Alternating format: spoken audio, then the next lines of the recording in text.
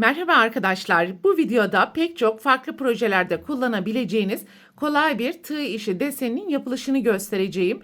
Bu desen için bebe yünü ip ile 3,5 milimetre tığ kullanacağız. Desenin yapılışına ilk düğümü attıktan sonra 3'ün katı kadar zincir yaparak başlayalım.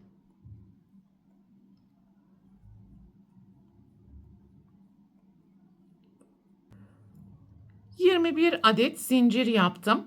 İkinci zincirden başlayarak sıra sonuna kadar sık iğne yapalım.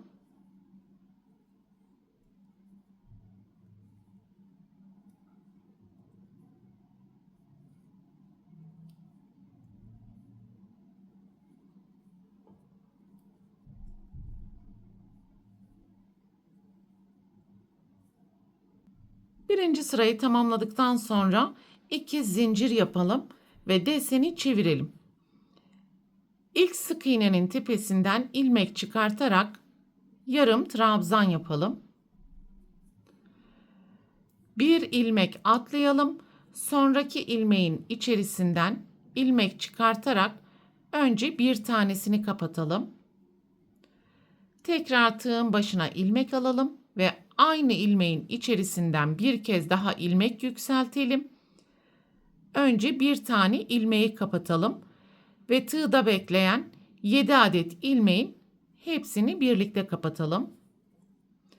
Bir zincir, en sonki ilmeğin içerisinden ilmek çıkartarak yarım trabzan, bir ilmek atlayalım ve 2 kez ilmek çıkartarak sadece ilmeğin bir tanesini kapatalım.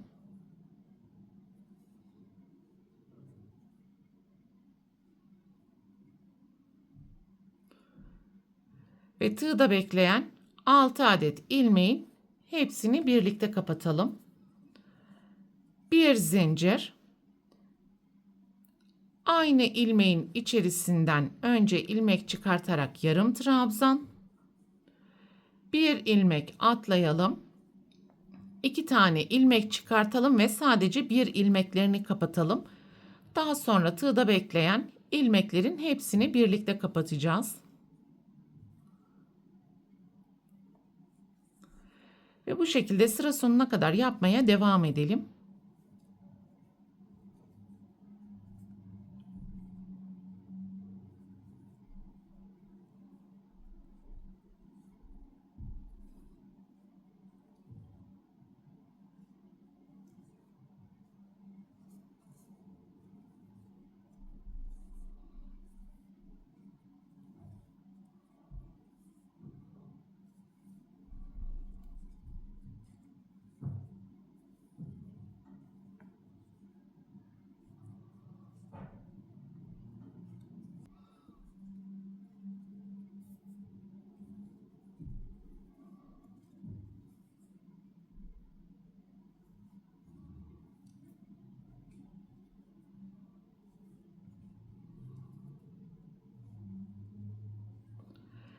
Sıranın sonuna geldiğimiz zaman 6 ilmeği birlikte kapatalım.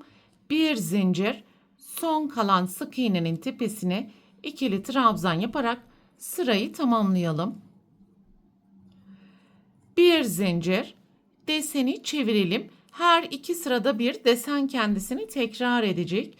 Birinci sıradaki sık iğne sırasını yapacağız ve ilk sık iğnenin tepesinden başlayarak alttaki tüm ilmeklerin içerisine sık iğne yaparak sıra sonuna kadar devam edelim.